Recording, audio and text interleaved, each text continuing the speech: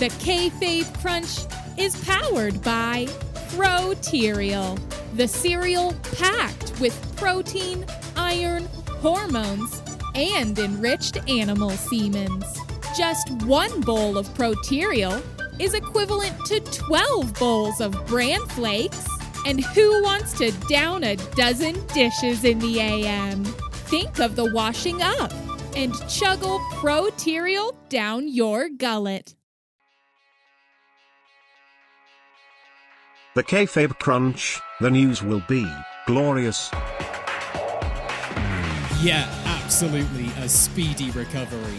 Good news! This is your Kayfabe Crunch for Saturday, October 3rd, 2020.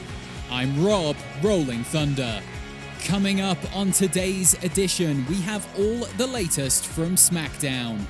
Plus, I present you with the full outlook for the wrestling stock markets and how you can make money from wrestling stables during a recession. But first, on this day in grappling history. In 1991, the WWF presented an event called the Battle Royal at the Royal Albert Hall, live from the Royal Albert Hall in Royal Albert Hall in London. It's in London, England. The British Bulldog would go on to win the main event by utilising the excellent manoeuvre of being a British citizen. And in 2010, John Cena officially joined the Nexus, just over a month after he had defeated them at SummerSlam. If you can't beat them, join them. And if you can beat them, join them anyway, as they clearly need the help. Thanks for choosing the Kayfabe Crunch as your wrestling news podcast. We're so well connected here, we've got 6 sources on the inside, 3 sources on the outside, and 1 on the roof. And now, let's get on with the GOAT gutting news. Top story: high stakes, low blows. Roman Reigns and Paul Heyman opened SmackDown with an entrance length to rival The Undertaker. Heyman looked nervous, showing perspiration levels of approximately 62%, and declared he was there to crown Reigns as the tribal chief. So Heyman then spoke of Reigns' family lineage, Afa, Sika, and Legacy's most famous member, Manu. However, the buttery words from Heyman's cake hole were not enough to satisfy the champ. Reigns only wanted to be recognized as the tribal chief by one man, Dwayne Uso, Jey Uso.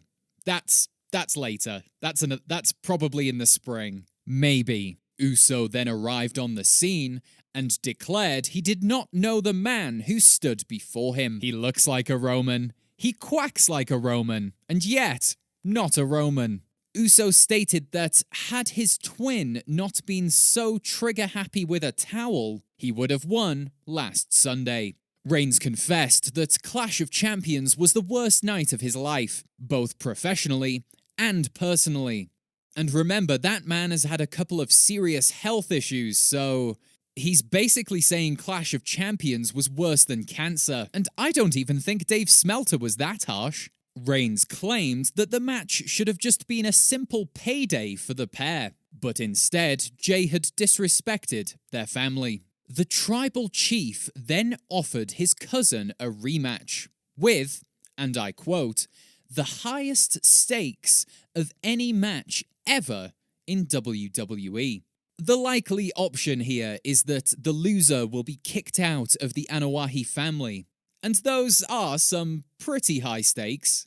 I'm not taking anything away from that. It's just buried alive, casket. That time Paul Bearer was locked in a freezer and then died for real. I don't know. I'm just saying, unless the stakes are death, we're not really looking at the highest stakes ever. Okay. Uso then accepted without knowing what the consequences could be. Then AJ Styles came out and yelled several racist things, including something about Pacific Islanders and sacrificing goats. Which, to be fair to the mad bastard, aligns with his flat earth theory. If the earth were round, the goats would simply fall off the table and into space. AJ Styles, he doesn't believe that everyone should have equal rights, but he believes the earth is flat. He's a good wrestler though, so it's okay, right? And now it's time for your fast count. The night vision goggles at the poker game of news. Carmella says she's untouchable unless she doesn't want to be, confirming Corey Graves has no editorial control over SmackDown. Sasha Banks to face Bayley next week for the SmackDown Championship. We've been assured this match will not end in a disqualification, a brawl, and a subsequent Hell in a Cell match. Matt Riddle teams with Lucha House Party. He claims he got the idea playing 2K20 while stoned. Alexa Bliss admits to being brainwashed by the Fiend in an experimental coronavirus treatment. Sami Zayn throws the fake Intercontinental Championship in the trash. We're told the landfill laborer who found the WWF Women's Championship, the Hardcore Championship, and the old US Championship design is keeping his fingers crossed. Otis has elected to represent himself in court next week. While this is not advised, he can of course protect himself legally if he shows up dressed as a kangaroo. Cody eventually agrees to a dog collar match, which we think is a great idea. Who's a good boy? Who's a good boy doing the dog collar match? Oh my gosh, Cody, you're such a killer. Oh my gosh, I just want to ruffle your ears. WWE employees must now Twitch on company time. Why Vince McMahon wants to make them watch birds, I don't know. Well, I suppose it's gobbledygooker season. And that's your fast count. You've been counted out. Can't snakes basically see in the dark? Now, the stock markets have been down across the board due to the recession. I personally have lost thousands upon thousands of pennies to the crumbling stock markets. Can't be helped. Virus, recession, election season. It's just the realities of life. Really wish I didn't sell my house though. Kinda regretting that one. But there is hope. There is hope out there. So many are turning to the wrestling stock markets for hope, guidance, and stability. And I say stability because it sounds like stable, and it really is stable investments that people are making in the wrestling stock market. Using the wrestling stock market to invest in stables is a great way to consolidate your finances into simple, broad pockets of wealth. Buy small, own wide, and sell big. At least, that's what they taught me at the Mobile Institute of Wrestling Economics. That's not the city of Mobile, Alabama. It's based out of a van. So let's look at some of the options at the moment, shall we? We'll start in AEW. They seem to be the company that brands themselves as having stables en masse. So plenty to choose from, plenty to select. You could even place your chips on a few different stables to really sort of scattergun your potential earning prospects. We, of course, have the Inner Circle, or IC, as it appears on the wrestling stock market. Helmed by Chris Jericho, who is always going to have relatively high value, his stock price remains solid despite encouraging far-right views and performing during a quarantine, which is just about the stupidest thing you can do this year, but it hasn't shaken his numbers at all. It's a mystery. Inner Circle are a safe bet right now. They're on the up after sort of a terrible summer, really. They'll possibly be forming a merger with MJF and Wardlow. So that's something exciting on the horizon to keep the shareholders sort of tingling in their nuggets, if you will. Yeah, I know I'd put my money into IC. It's a safe investment right now. Nothing that's really going to excite Grandma, but But, they should yield strong numbers by the winter, in time to buy something for the family. Next, we have Dark Order, Dio, as they appear on the stock market, not to be confused with Dio Madden, of course, who has mysteriously gone missing. The Dark Order are an interesting bunch. Wide membership, so if you're putting your money into Dio, you can expect a lot of risk factors, but with that comes a high reward. Jeff Hardy taught us that in the squared circle, but it's something you can apply to the wrestling stock market. The experts say that investing in Dark Order is similar to the experience of being tickled by a medium-sized octopus. There are lots of appendages and potential margins for error, but it's still rather exciting and a cheap Sunday afternoon. I'd say the only bad investment in AEW stables at the moment is with the Elite, or ELT, as they are shown on the stock market, not to be confused with BLT, a delicious sandwich.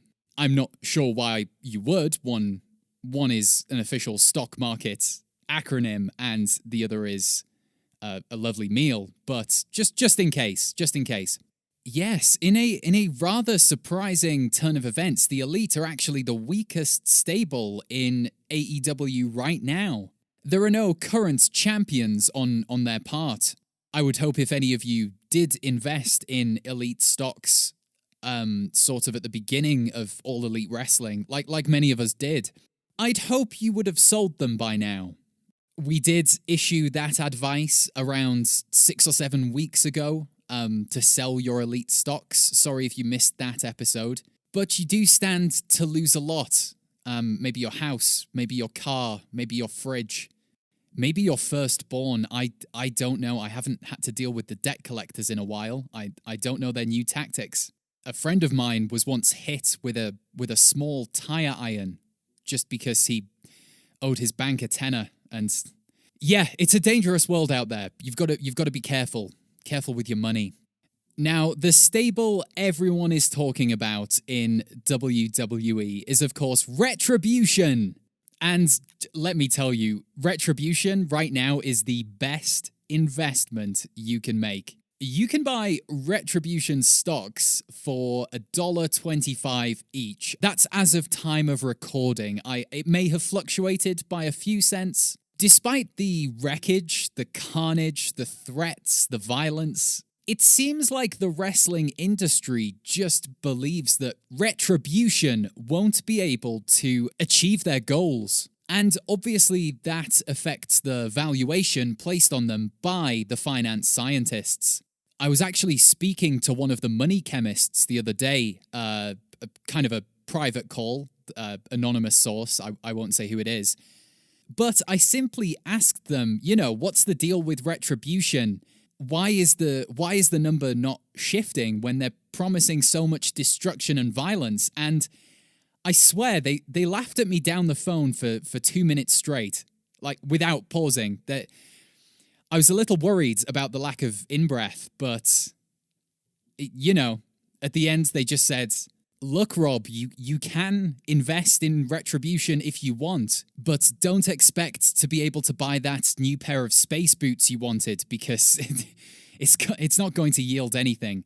I disagree. That's just one voice. I think now is the perfect time to invest in Retribution. You've just, I don't know, $50 worth of stock is all you'd have to buy to make this worthwhile. Look, I just have this feeling that Slapjack is going to take this group to the next level, and you don't want to be the person who misses out. I remember when Bitcoin first was around, okay? And I had the option to buy Bitcoin for about $3 a pop, and I said no. I said, this is worthless, this is meaningless, it's digital currency, it's worse than chocolate coins. And, I mean, look at me now, I feel like a fool. So don't make the same mistake again. I'll disclose. I've bought 100 shares in Retribution. I believe in them. And I think you should too. You don't want to be a left behind Sally. No one wants that. Okay, one final piece of advice. I've enjoyed this more laid back conversation with you guys. It's not a conversation. It's very one-sided. But sometimes I like to pretend I can hear you. I hear voices in my head. They counsel me. They understand. They talk to me. So the Undisputed Era or the UE, sell. Sell like your life depends on it. Sell like Ziggler. Look, TakeOver is this Sunday, and Kyle O'Reilly has the biggest match of his career. The Undisputed Era came off of an amazing 2019 and even first half of 2020. Their value skyrocketed. It's dropped a little bit since May, but ultimately that win over an NFL kicker really did the trick. So the line graph is back up to a level that's sort of roughly the height of a prosthetic leg, from the floor upwards. That's good on a standard graph size. You'll just have to trust me there.